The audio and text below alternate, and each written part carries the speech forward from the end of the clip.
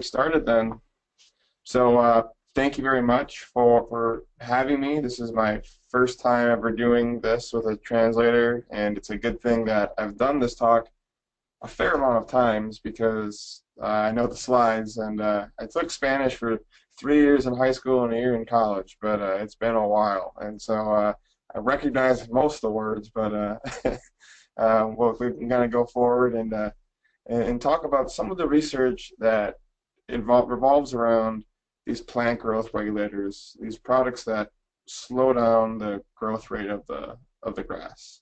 And so it's something we started doing research on back in 2007 formally, but I started researching back in 2003. So I got into the grass growing business when I was a high school kid. I put a USGA putting green in my parents' backyard, mainly because my uncle told me I couldn't do it, and I wanted to prove him wrong.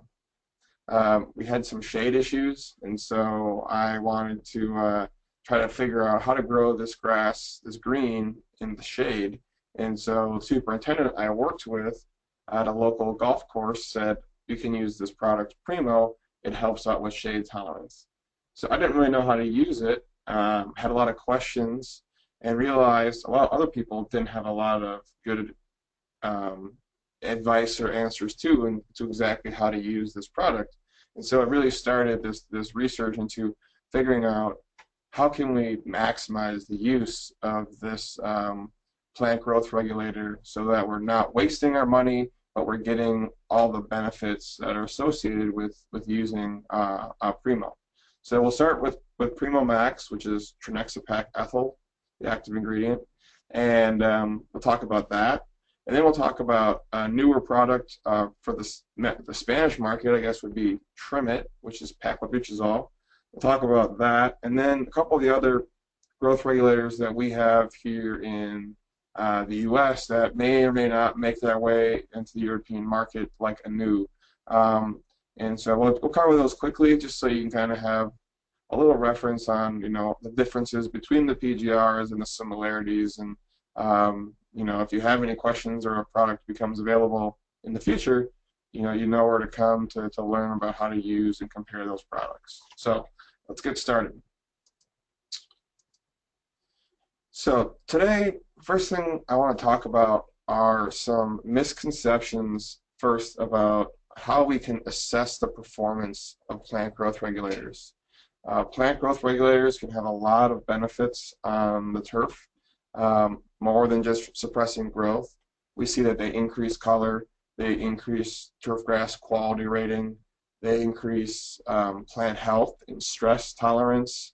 So there's a lot of reasons why we want to use these plant growth regulators on our turf, but it's really difficult to really estimate how well they're working. So we'll talk about some of those misconceptions first, and some of the real challenges in predicting and visualizing and assessing how well the PGR is working. Then we're going to go in to talk about some models. So if it's hard to assess if the product is working, can we use a model or some type of equation to predict the performance we're getting out of that turf? And then at the end, we'll talk about an app, a website that we developed called Greenkeeper, that it can help you if you're interested in using growing degree days for your PGRs. You can use this website, Greenkeeper, and it will help with those decision-making processes. So the first thing I wanted to do is, again, talk about some misconceptions. And so this is the biggest problem with any of these plant growth regulators. And so what we're looking at here is actual clipping yield of our bentgrass putting green growing in Wisconsin, which is kind of the north central part of the United States of America. If you're not familiar with where Wisconsin is, if you imagine the country, it's right in the center and a little bit to the northern half. And so we have clipping yield here on our axis. So this is just how much growth we get in our buckets when we're mowing our greens. And this is in grams per meter. And then this is just from middle of June to the end of August. And so the red line is treated with the plant growth regulator Primo Max. The black line is not treated. And so you're going to notice a couple of things. First, looking at just the red and the black lines, you can see sometimes the black line is above the red line. That would indicate that the Primo Max is reducing growth rate. But then over a period of time, we see that the red line goes above the black line. This is what we call a rebound phase, in which the grass grows faster than it would if we didn't put any Primo Max on the turf. And then we reapply some Primo, and we see a suppression phase again here, where the grass is growing slightly slower than the treated. And then after the Primo wears off again, we see it higher, or growing a little bit faster than if we had not put any Primo onto our turf. So that's one thing to notice. But the thing that's most obvious to me is look at how much the clipping yield changes from day to day. One day, in the middle of July, it's pretty low. Then it's pretty high a couple days later. Then it's really low again. Then it's really high again. This is a challenge because it means if we're trying to estimate, is the PGR doing this or is it something else, most times these big changes in growth rate are a result of something else, not importance to the plant growth regulator. So if you're trying to evaluate if your PGR worked, say you put a PGR down on this date when the grass was growing very, very rapidly, and then the next day the growth rate went way down naturally. You might think that PGR worked really, really well. It did a great job of suppressing growth rate. And you think it's really worth the cost. But if you put your PGR down on this date when the grass is growing very slowly to begin with, and then we see a big natural spike in growth rate because of factors like the weather and turnover of nitrogen in the soil called mineralization, then we're going to think, wow, that plant growth regulator really is terrible and I don't want to use it because it didn't seem to work for me. In actuality, this big change, look at the black lines, would have happened with or without the plant growth regulator. So what that means is it's extremely difficult to know when these products are working by just visually looking at how much growth we have in our clipping, in our buckets of our mowers. It's really misleading. There's other factors. And one of the biggest, most important other factors is availability of nitrogen fertilizer. As the soil starts to get warm and moist in the middle of the summer, we see the nitrogen fertilizer starts to release from thatch and other type of organic matter that's being degraded and by microorganisms in the soil. And so that can be a huge factor. This big growth rate here might be the result of fertilizer release in the soil and nothing to do with the plant growth regulator. But it's very easy to blame the plant growth regulator for causing this response.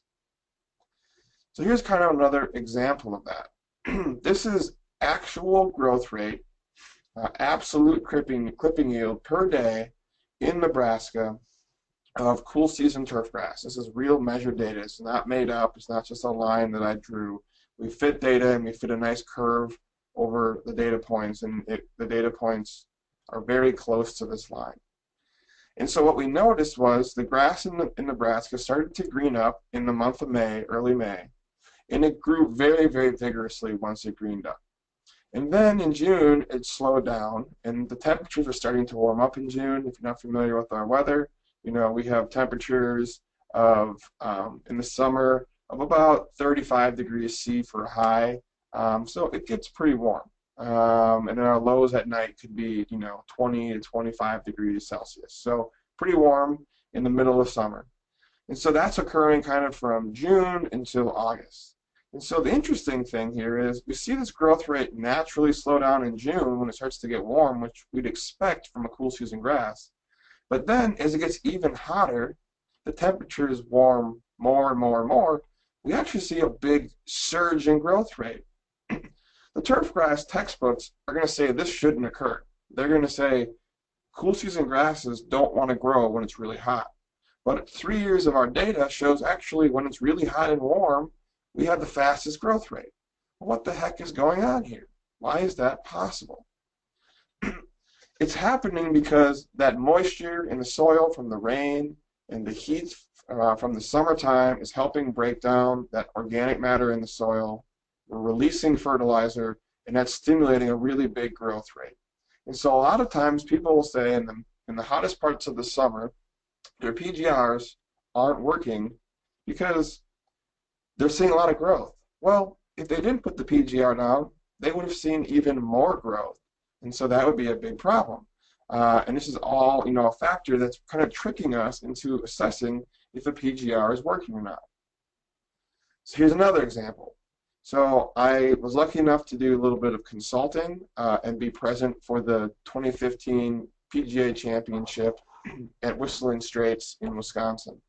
I got to intern there for 2 years, and so I have a good relationship with the superintendent there and go back for all the big tournaments. And so before that tournament, they kind of reduced the amount of fertilizer that they put on their turf to try to get the grass to slow down in its growth rate and not be too green. But then the Friday before the tournament was going to start, the practice round started the following Monday. Everything looked just a little bit yellow, a little bit off color. And they thought maybe we could put just a little bit of fertilizer, like 1/10 of a pound of nitrogen per 1,000 square feet, or about, which would be like 5 kilograms per hectare of nitrogen, so not very much fertilizer. But they decided no, it's okay if it's a little bit yellow. That's how that golf course is set up. So they didn't fertilize. The Friday then before the tournament, they got 19 millimeters of rain, okay? And then the temperatures warmed up. And the golf course greened up like they just put down, a pound of nitrogen per 1,000 square feet, or 50, kilograms of nitrogen per hectare. So a lot of fertilizer. It just greened up naturally because of that mineralization. If they didn't know, using the growing degradient models we'll talk about today, that the PGR was suppressing growth, they might think their PGR was not working anymore and they needed to reapply PGR. In fact, the PGR was working. If they didn't apply, or if they would not have applied it, they would actually have even more growth. And so that's why it's very, very hard to just look at the color of the turf, the growth of the turf, and try to assess, is this product working or not? And so because of that, we have to rely on other sources of information. So a prime source of information would be a label. The problem is for our plant growth regulators, for all of them, not just Primo, but all of them, the labels can be imprecise. And that's good and it's bad.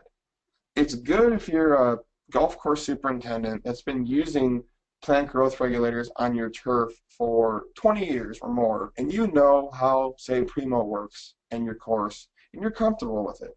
And now you have flexibility to decide when to apply or when not to apply.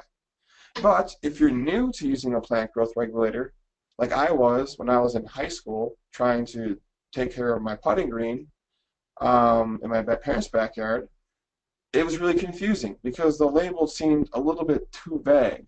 I wasn't really sure exactly how to use it, and I had to rely on testimonials from other golf course superintendents that lived around my parents' house to say how did they use it. So here's an example.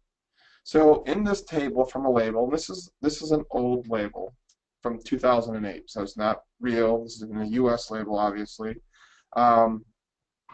It said that if you put down, Primo, you would get about 50% reduction in growth rate of your grass, and it would last for 4 weeks. But the label said if you increase application rate by 50%, which is okay and legal by the label, you could lengthen control. So that's important to remember. The label here is saying if you go at higher rates, you get longer levels of control. It even says if you double application rate, you can get up to 8 weeks control, but you might get some discoloration or phytotoxicity from that application. So, the grass might not look very good, but you should get 8 weeks of suppression based on going up and doubling the rate. So legally in the United States, we could increase our rate by 100% and be within the letter of the law in terms of how to use that product. But and then to time the application, there's a line here. How often do I have to make applications? Is it every 4 weeks? Is it every 8 weeks? No, it says you can reapply this plant growth regulator as soon as the turf resumes normal growth, or if more suppression was required, as long as you didn't exceed 2.3 mils per meter per year. That was the only thing that we had to abide by. So, that's really nice, but at the same time, it's a problem because if we can't visually assess when growth suppression ends, how do we decide when to reapply it?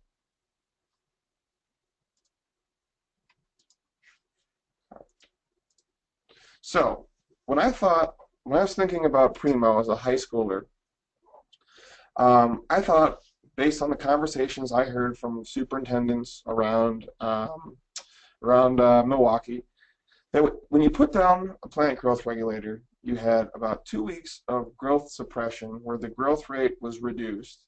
And then after the growth suppression phase ended, you had 2 weeks of this rebound phase where the grass grew at an accelerated rate relative to turf that's not treated. So that's what I've depicted here in this graph. So here we have relative clipping yield in terms of a percent. So it's relative being, if we didn't treat the grass with Primo, it would be exactly 100%. So if our treated grass is growing slower than 100%, this is growth suppression. And then after 2 weeks, we see this big surge in growth rate. This is that rebound.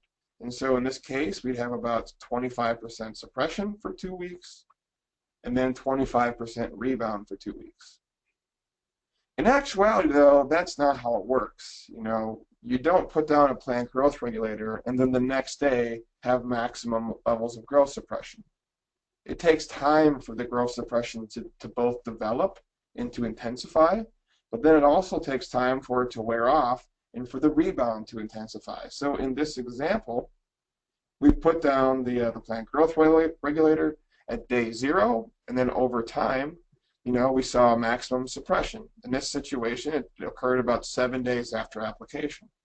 And then, at 14, 15 days after application, it was back to the level of control.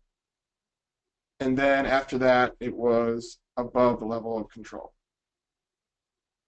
Is this still working for you? I'm getting a weird indication.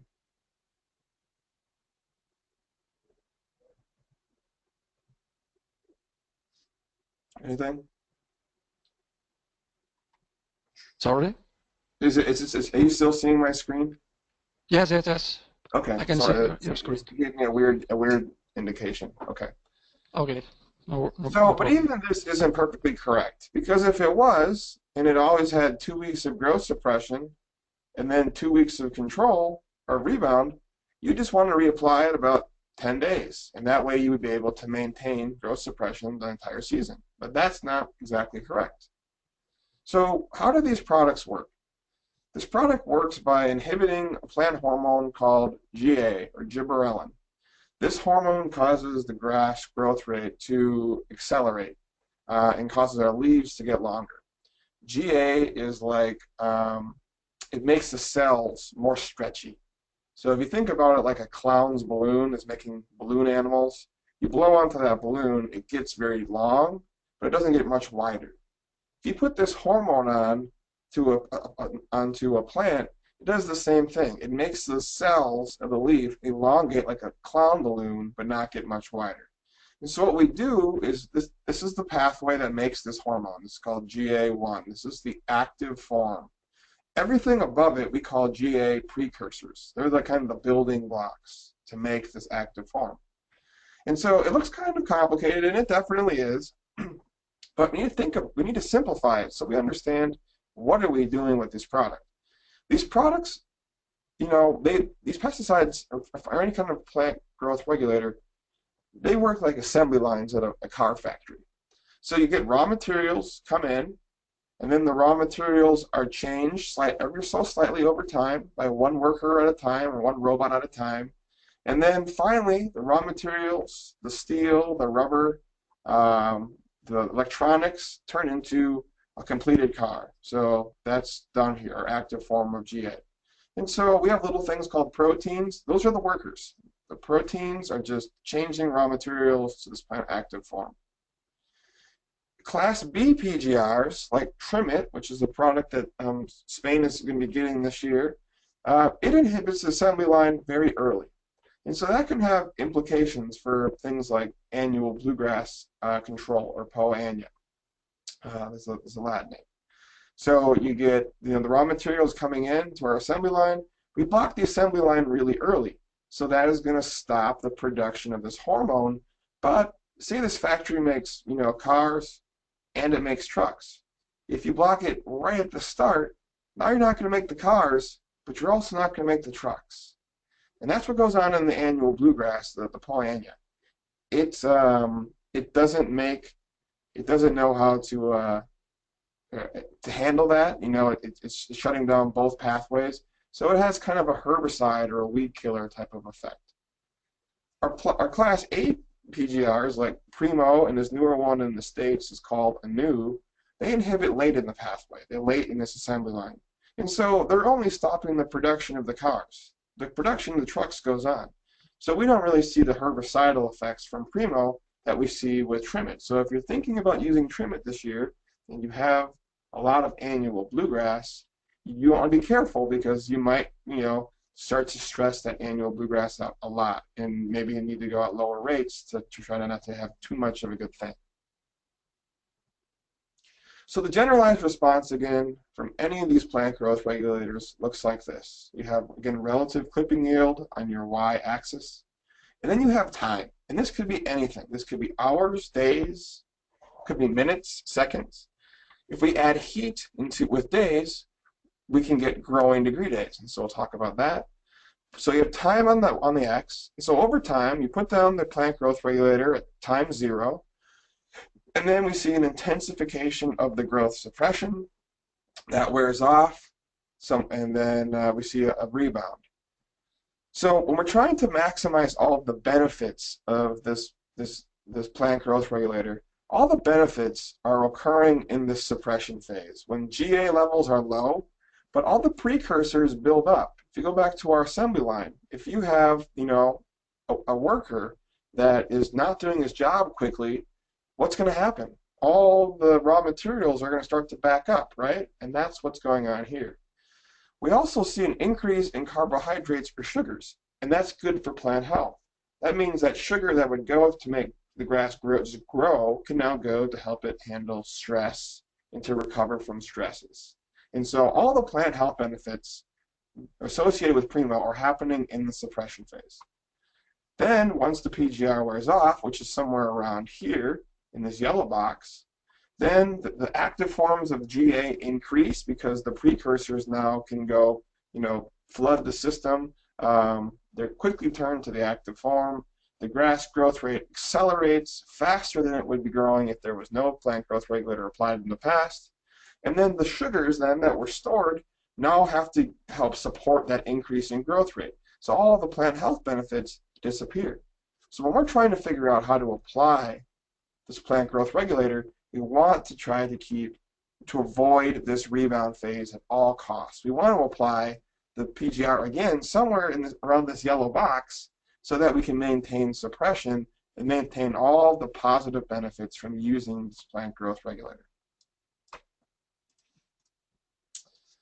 So I drew that yellow box there, and that yellow box kind of aligns with the point at which the amount of plant growth regulator in the plant is at very, very low levels.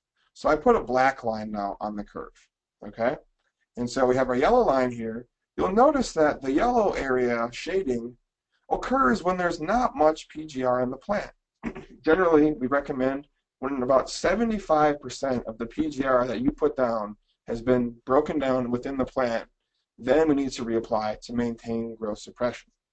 And one thing you'll notice is look at how the rate of the decline or the rate of the breakdown, or we call it metabolism, of the plant growth regulator is really rapid at first, and then it gets slower and slower and slower as there's less and less in the plant. And this is really important for understanding how application rate impacts the performance of our plant growth regulators.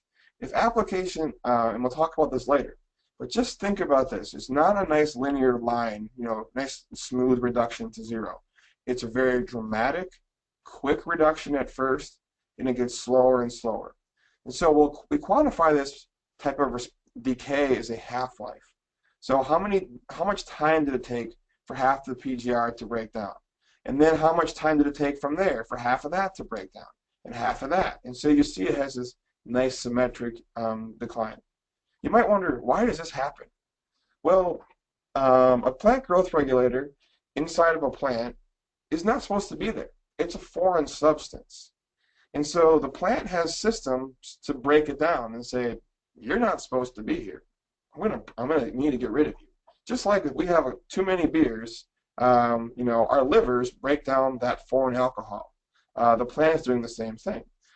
But when there's a lot of the PGR in the plant, it's very easy for those proteins that break down the plant growth regulator to find it. But then as less and less is in the plant, then it's harder and harder for those proteins to find them. They're kind of hiding amongst all the other proteins and materials inside the cell. And so we see less and less slower and slower rate of metabolism. The analogy that I like to use is if you go to a play place with your kids and they have one of those pits full of different colored plastic balls, if that pit has lots of different colors and you tell your kids, go out and pick every single red ball out of the pit and put it into this barrel. Well, at first, it's going to be easy because there's lots of red balls mixed with all the other colors of balls. But then once they picked a lot of the red balls out, your kids are going to have to work a lot harder to find more of them because they're going to be hiding across all the the blue balls and the purple balls and the yellow balls. And so you can see their kids are going to be slower and slower at putting balls into that barrel and finding them. That's what's going on with this plant, and that's why we see this type of response. So if we're trying to maintain or to develop an effective plant growth regulator program, and it's very hard to visually estimate the PGR, things that we have to think about are, we don't want to apply too infrequently that we don't maintain suppression. Because if we don't maintain growth suppression, honestly, we don't even want to be using a plant growth regulator. You need to maintain growth suppression the entire season. Otherwise, don't use the product. That's my firm recommendation. So if we're going to decide we're going to use it, we got to avoid that first. The other side, though, is we don't want to apply too frequently because that can lead to too much growth suppression, which can have its own set of problems.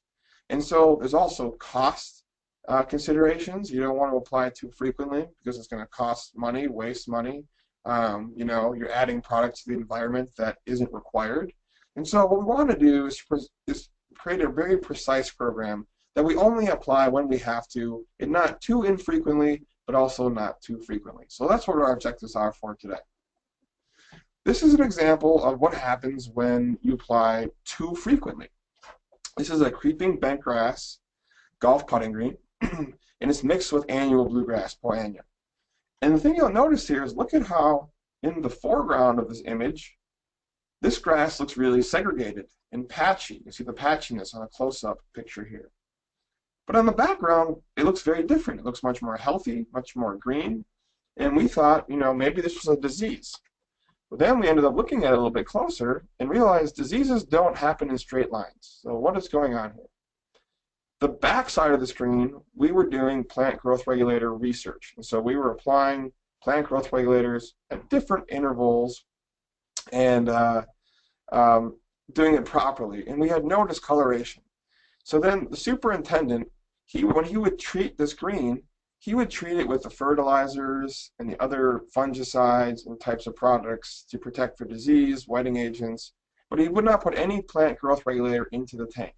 So he would spray this first, my area. Then when he was done making that one initial pass, he would add more plant growth regulator, or add the plant growth regulator into his spray tank, and then he would spray all of his greens. So this area is on his green program. This is my PGR program. We can see very big differences here. So what is going on? So I asked the superintendent, I said, what products are you using? He says, I'm using Primo Max and Trim It. I say, well, what rates are you using? And he says the rates, and they're lower than the lowest labeled rates for both. And so I've mixed those before, and I know that you shouldn't see this type of discoloration. So something was going on here that just didn't quite make sense. And that led to this overregulation, and we'll get to that in a little bit. Another thing that people were saying was that in the middle of the summer, they didn't see good control of growth with their Primo Max, especially as they got warm. Well, and the one reason is because of that mineralization and the fertilizer breakdown we talked about before. But actual researchers that had a control to compare to found very similar results. In the heat of the summer, the efficacy of the product was becoming reduced, and so that was a concern. So, to me, a really important study came out of the University of Illinois with Dr. Beasley and Dr. Branham, where they actually measured the rate of breakdown, or the half-life of Primo Max under different temperature conditions in two different growth chambers. They did it in bent grass and in Kentucky bluegrass. They found that when the growth chamber was set to 18 degrees C for the whole day, it took about 6 days for half of the products to break down. So if you put down 6 ounces per acre of Primo, in 6 days at this temperature condition, half of that would be gone, or 3 of those 6 ounces would be broken down, and 3 would still be in the plant helping to suppress growth. But if they increase the temperature from 18 to 30 degrees Celsius, the breakdown rate was reduced by half. So now if we put those 6 ounces of Primo per acre, it would come out to be, 3 days of time before half of it was broken down. So instead of 6, after 3 days, you're going to have only 3 in the plant. So doubling the air temperature in that growth chamber resulted in a doubling of the breakdown rate of the plant growth regulator. That means that the product isn't going to last as long when it's growing really slowly, or when it's really warm outside. So what does that mean for our typical responses?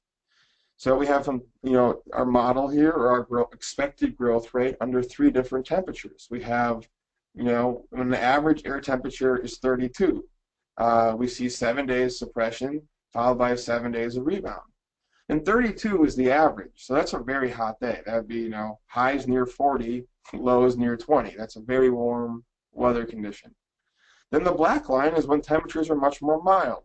Average temperature of about 15, and we see about 21 days of suppression, followed by about 21 days of rebound. Notice the amount of suppression and the amount of rebound is about the same. It's about 20% less, and then 20% more. Just the duration of those phases is dependent on the air temperature.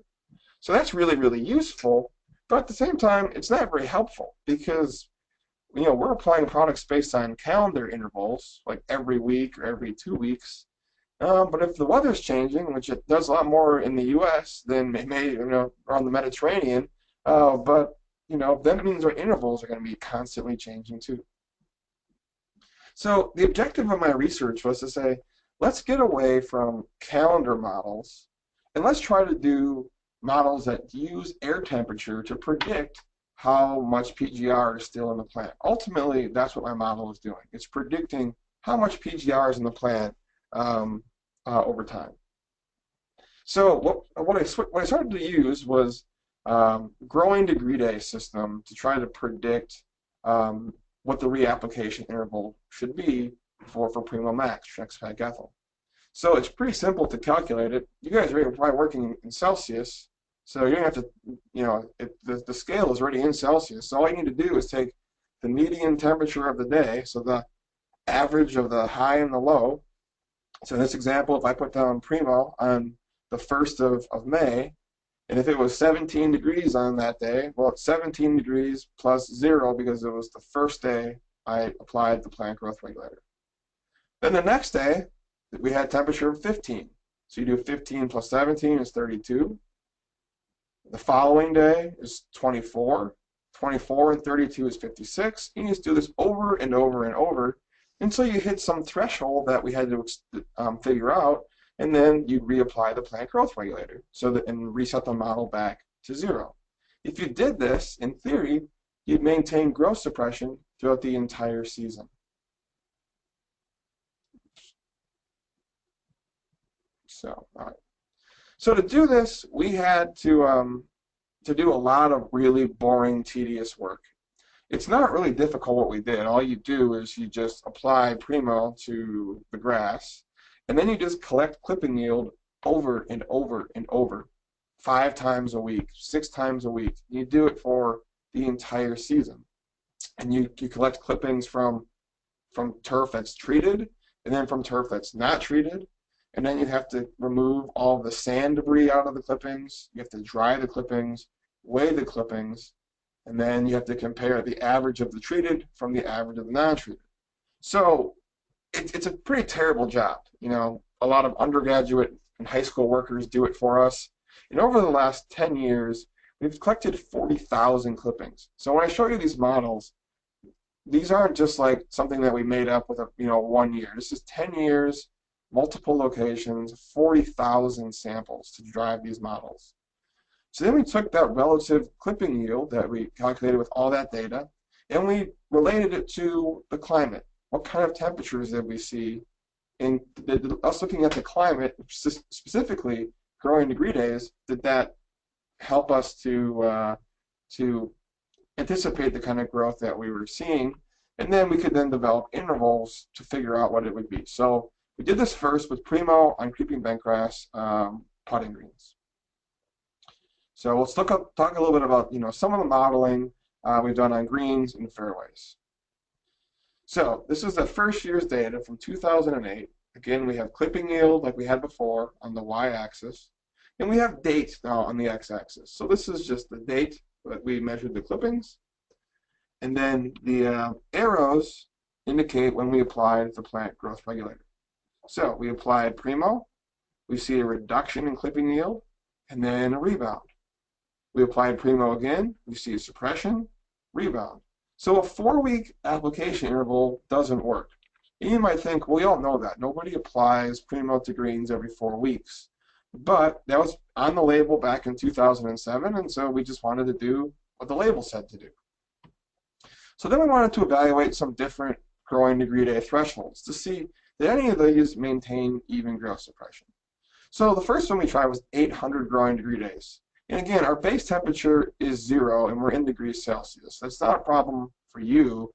The US guys just cannot get Celsius into their heads. So it's always a struggle to tell them it is Celsius, base 0. The base 0 is great because you don't have to do any subtraction from the mean temperature. If today's temperature was 15, that's 15 growing degree days. Very simple. So we applied, we see growth suppression, we see a rebound for a big while, we reapplied, growth suppression, and then the rebound is starting again. You might wonder, what is 800 growing degree days in practical sense? To me, it was kind of a unitless number, 800 growing degree days. What does that mean? Well, if our high temperatures in Fahrenheit are 70 and our low is 50, or just stay metric, if our average daily temperature is 15, that's a 52-day interval. No one out there is applying every 52 days in the season, right? That's pretty ridiculous. If your average temperature for the day was 27 degrees, that's a 30-day interval. So if you're applying once a month and you're getting really hot temperatures, this is the response that you're seeing on your greens. It's not, it's not what you want, because again, this rebound is bad. We want to avoid this at all costs.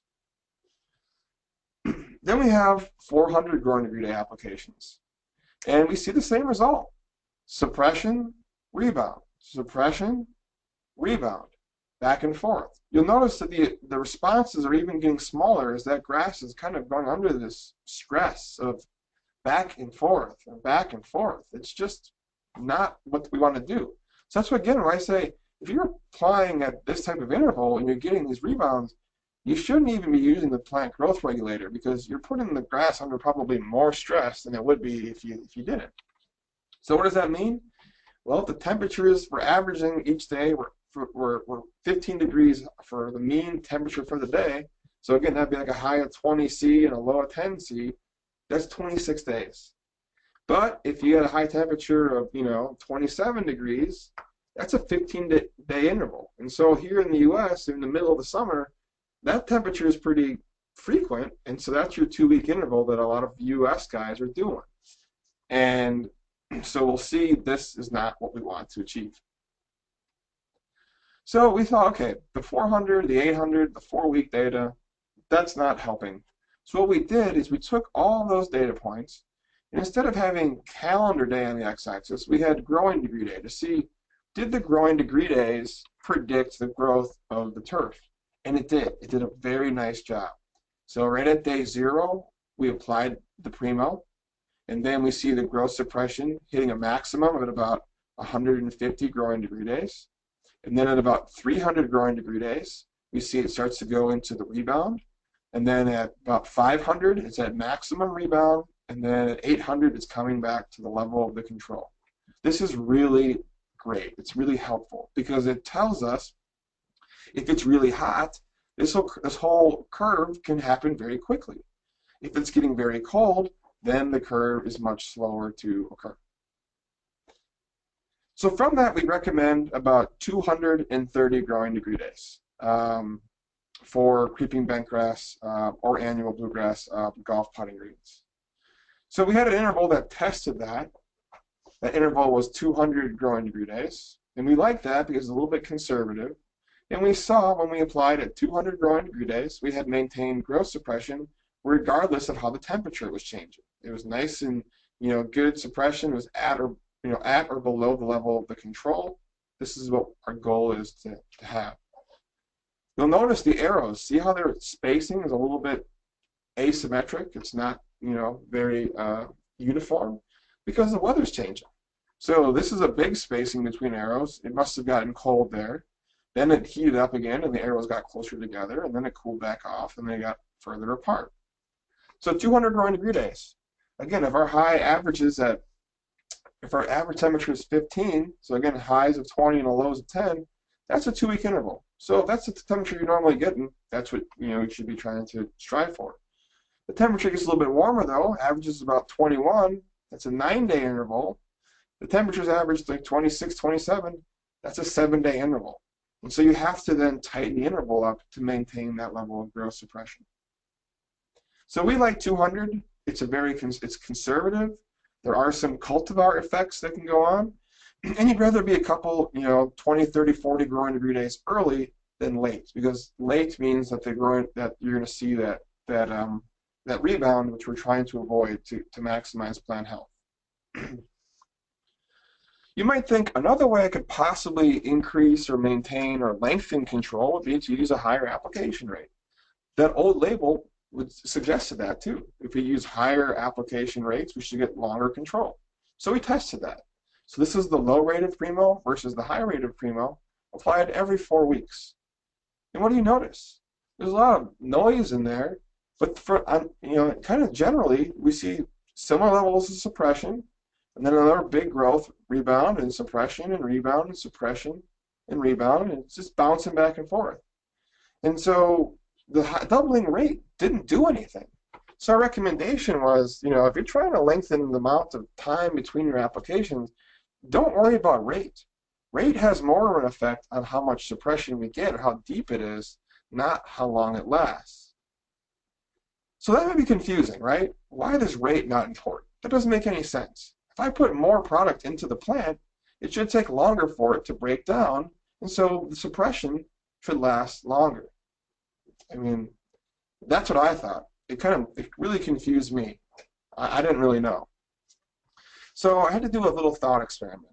And it came back to this idea of half-lives, or the time it takes for half of the product to be broken down. Dr. Beasley and Dr. Branham showed that for Primo, the half-life is dependent on temperature. And so what we did is said 100 growing degree days, we did a little bit of math, and we figured out that based on Dr. Branham and Beasley's data, 100 growing degree days for Primo is equal to roughly 1 half-life. So in 100 growing degree days, about half of the primo is broken down. At 200 growing degree days then, half of that half, or 3/4 of it is broken down. And at 300 growing degree days, half of the half of the half, or uh, 7/8 of the product has been broken down. And so this shows that we had the 1x rate of primo in the blue line, the 2x rate in the red line, and the 4x rate in the green line. Notice, again, we talked about this before, if we have a lot in the plant, the initial breakdown rate is very rapid. For the others, it's not as rapid, it's a little slower. And so after one half-life, there's still a big difference between the 1x rate and the 4 times rate.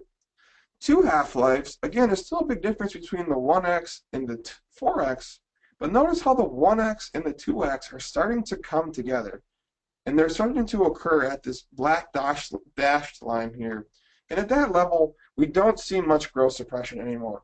There's just not enough plant growth regulator in the plant to stop the growth rate. And so we see the rebound start to occur when you start to get around this dashed line. So then at 300 growing degree days, that's when we see the rebound starts, the growth suppression ends. Look at how both the 1x and the 2x rate are pretty much right at the same spot. We don't see a big lengthening because of this half-life example. It breaks down faster the more you put down, and they all start to converge to the same point at about 200 to 300 growing degree days. So from this, we like to say we want to reapply at about 2 half-lives. So for primo, it's about 200 growing degree days. That's when we still have just enough in the plant that we can still suppress growth rate. A couple of researchers at University of Minnesota, led by Dr. Brian Horgan's lab, saw that information and they thought, how about lower rates of primo?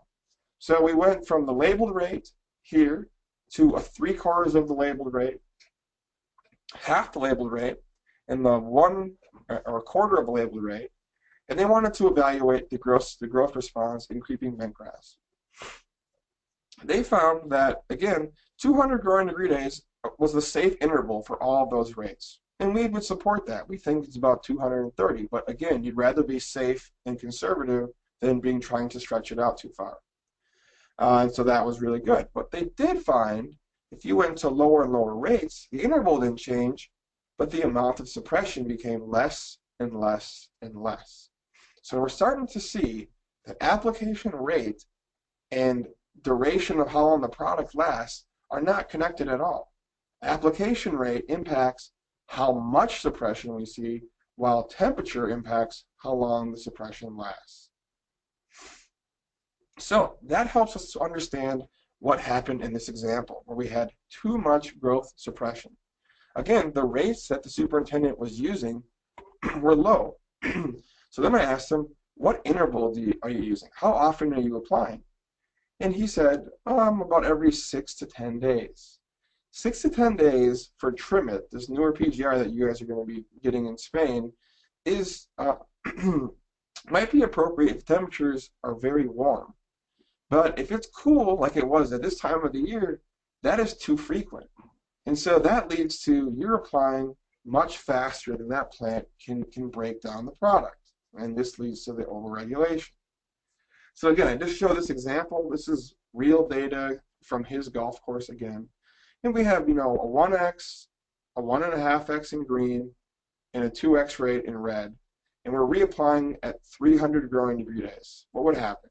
We'd see that the suppression was not sustained at 3 half-lives. And then when they reapplied, it went back to the level of which they initially applied. So if you initially applied 9 ounces per thousand, they'd reapply, they'd have 9 ounces per thousand.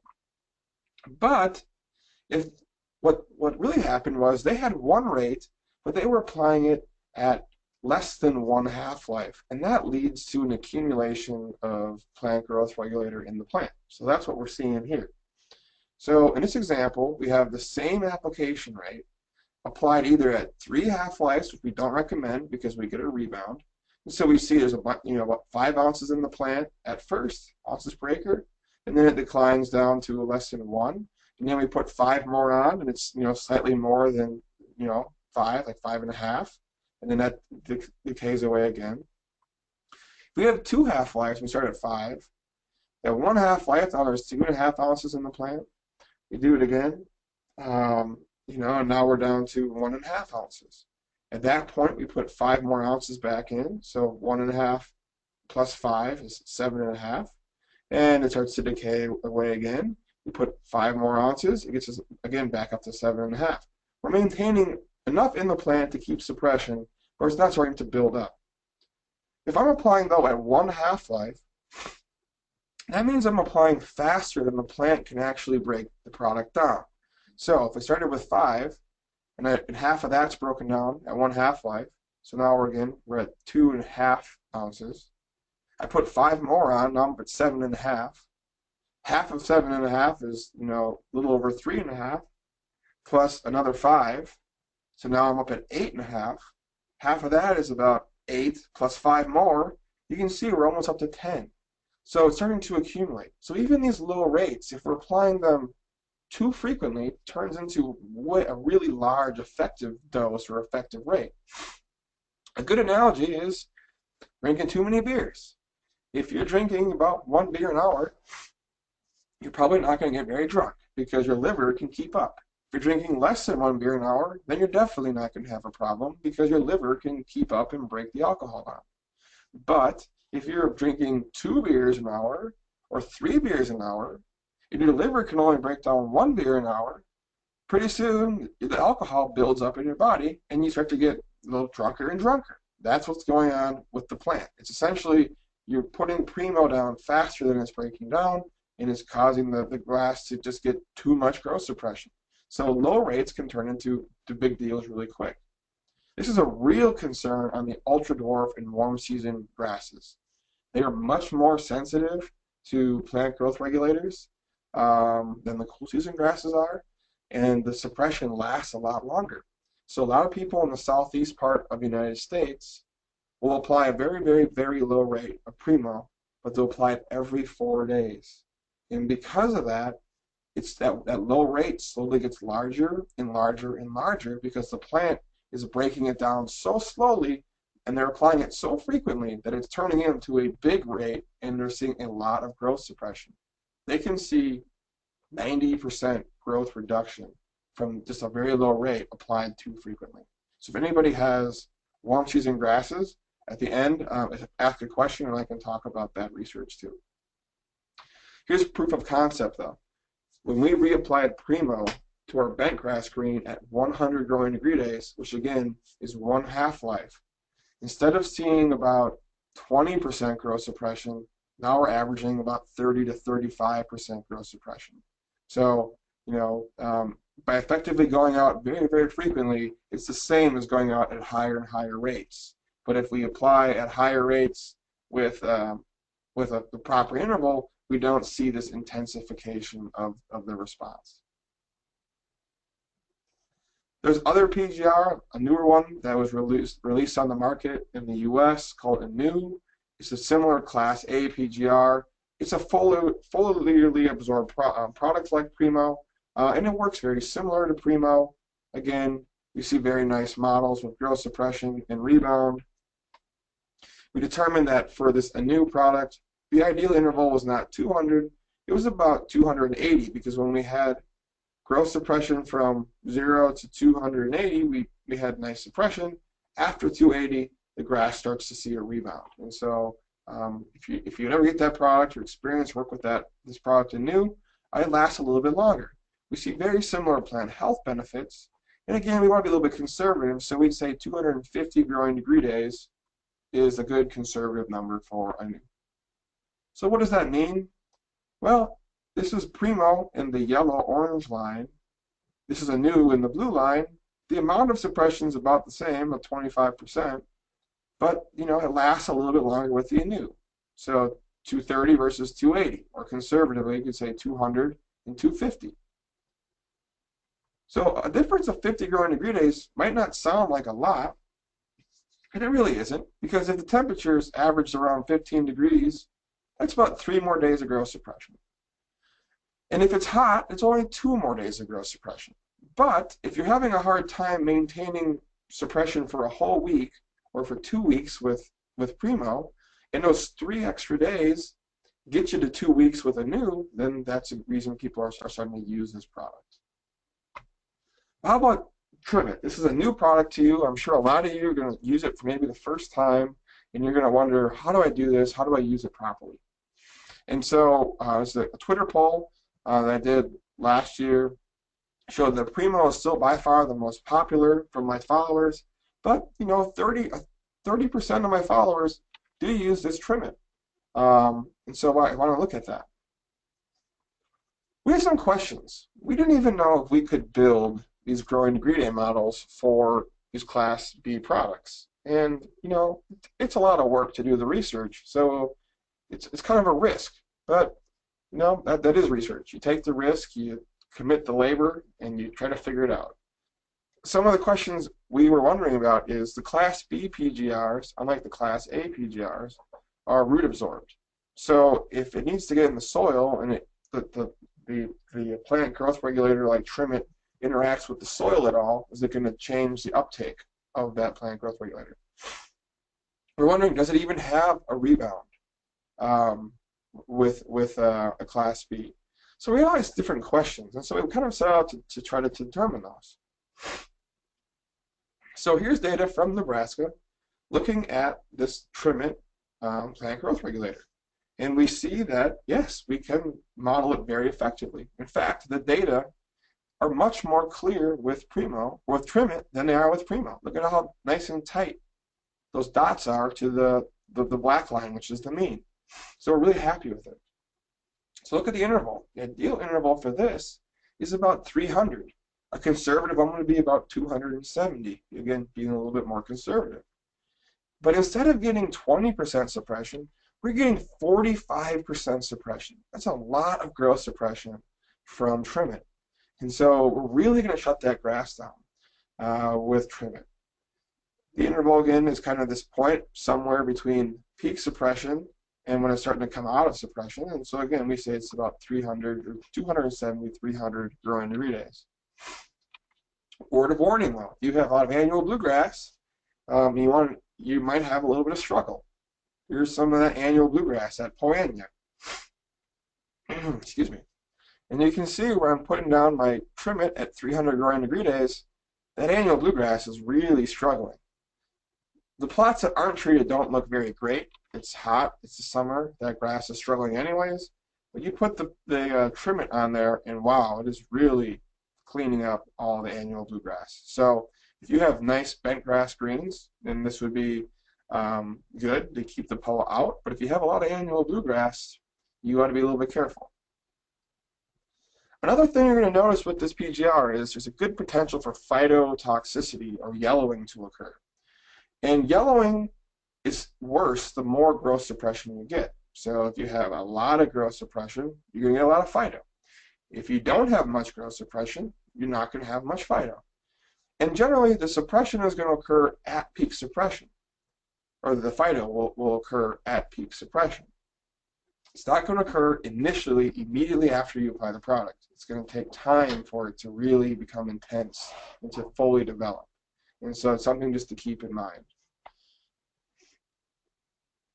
So comparing Trim It, we looked at some different rates to see if there's rate effects and how rate changed the Trim It response. So we have the low rate versus the high label rate for the US.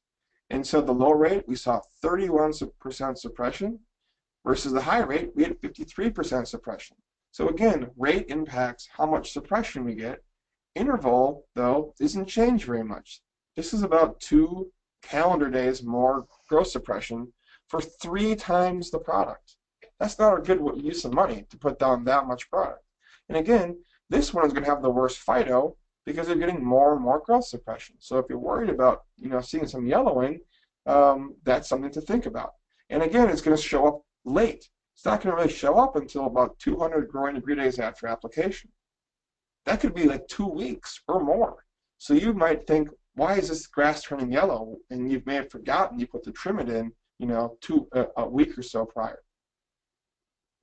Here's another plant growth regulator. This is another Class B called Cutlass. And you don't have it, but the thing to notice is the trends are the same. We go to higher rates, and we see more growth suppression. Legacy is another, it's a Class A Primo mixed with Class B. Again, double the rate, double the suppression, not much change in the interval. Musketeer is another one where we mix a bunch of PGRs together. Doubled rate, increased the suppression, intervals did not change at all. They were exactly the same. So here's kind of that quick table. So here's your Primo here. We get 20% suppression. It lasts for about 230 growing degree days. Here's our pack low or trim it. And at one we get 30 to 50% suppression depending on rate. So this is the low rate, this is the high rate.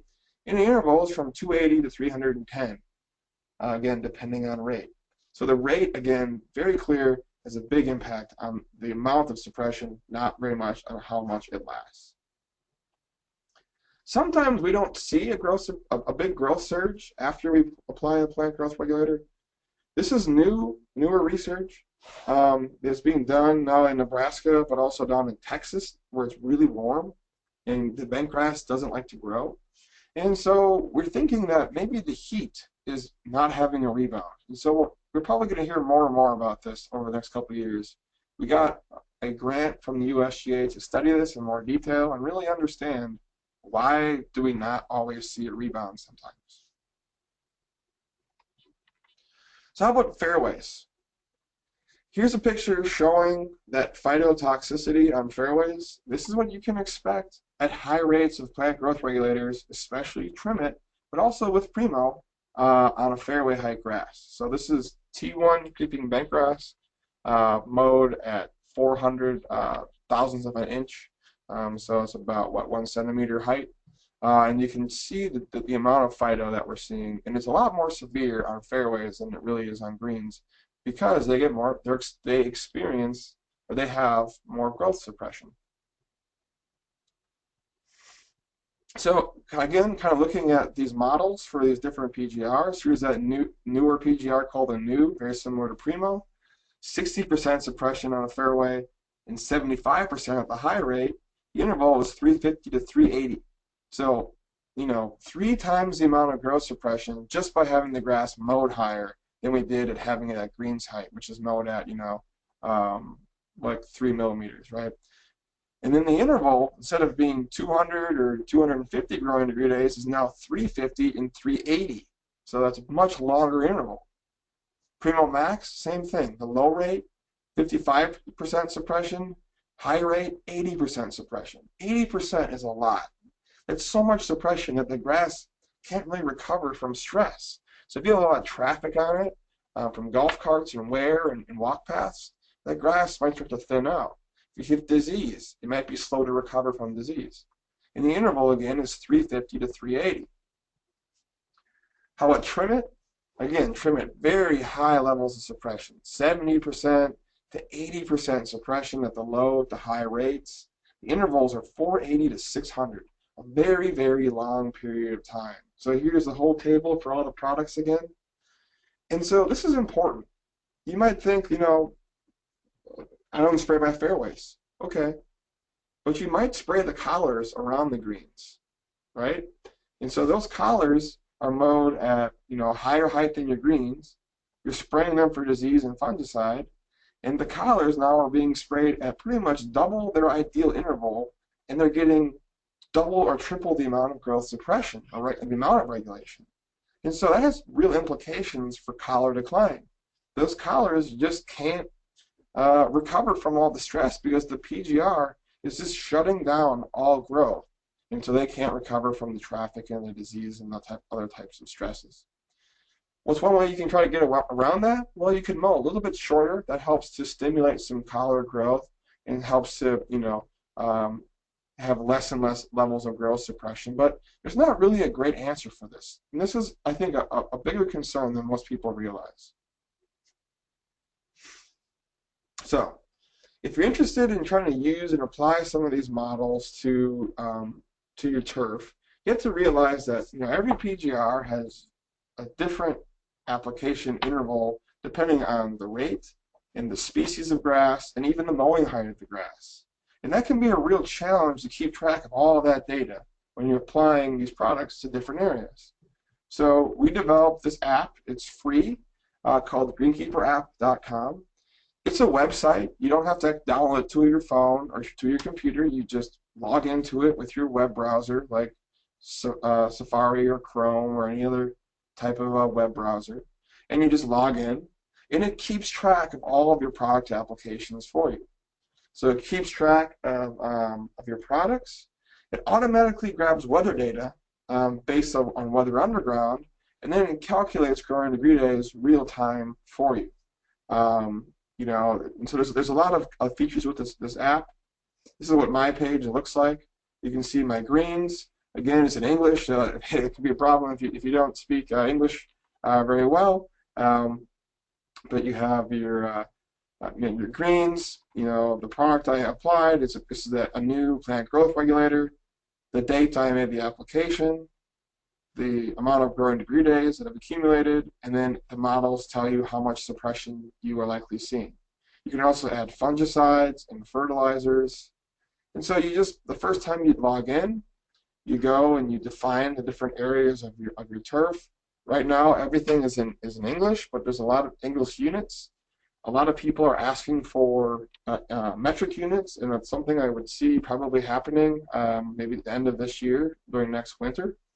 But you'd log in, you name your areas, you name the kind of locations, greens or tees or fairways, define the soil, and the most important part is the grass, and then how big it is.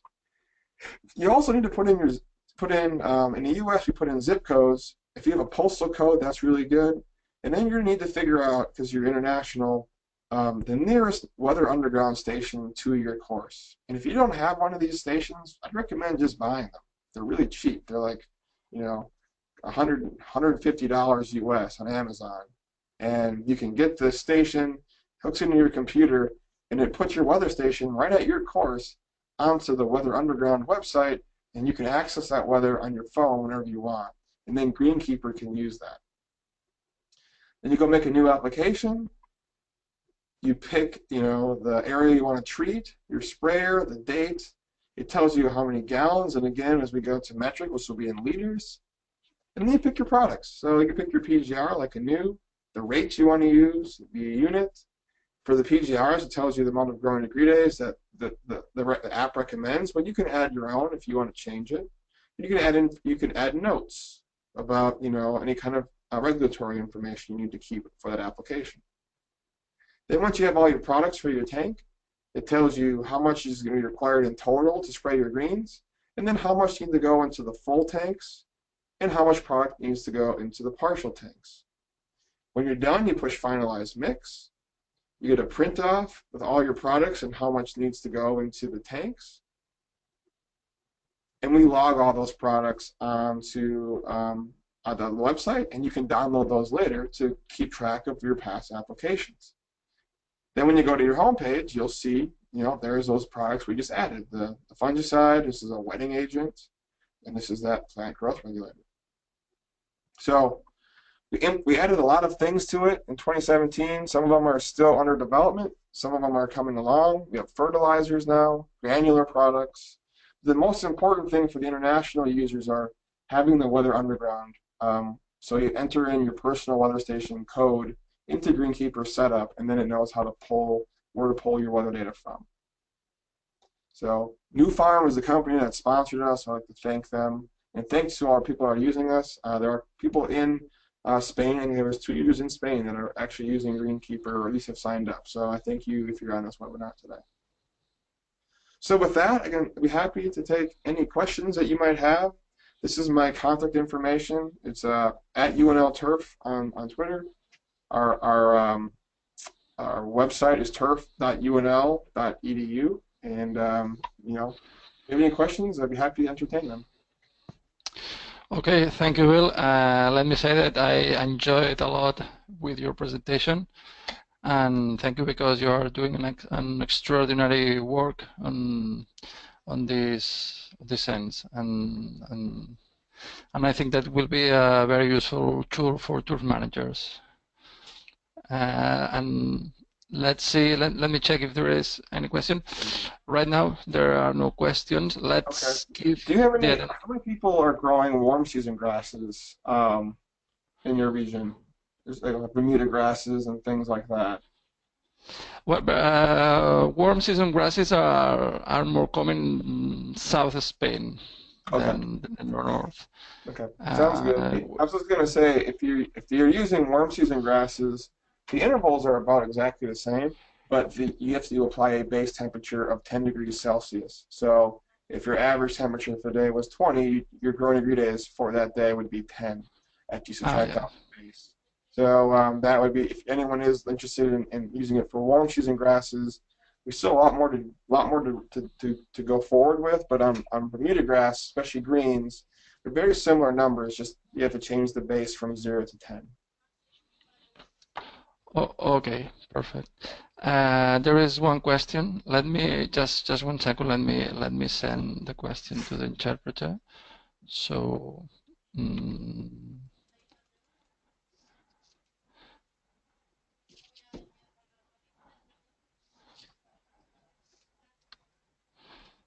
okay, now just in order that the interpreter may read as well the question before reading. Antonio Miranda, he's a turf manager from Portugal. He's asking, let me see, if it's possible to use nitrogen mix with PGRs in the tank sprayer. Yep, that's a good question. It is. So when you put a nitrogen onto a PGR or with a PGR, you still see the same level of relative growth suppression, but the total increase in growth rate increased. So, for example, if you were putting down, if you had grass that had no fertilizer and no primo, and you were getting 1 gram of clippings per meter dry weight, and say you put trim it on, you would expect that to be about 50. You expect to get about 50% reduction in growth, so a half of a gram per meter.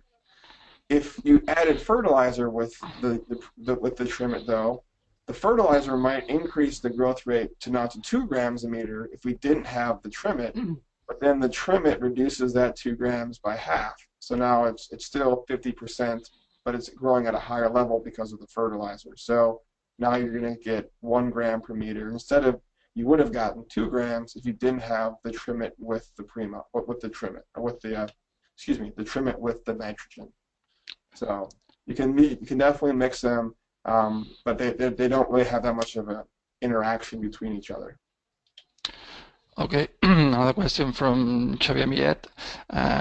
If you do you have an experience mixing Etofon and Primo? Yeah, that's a pretty common one for spring seed heads.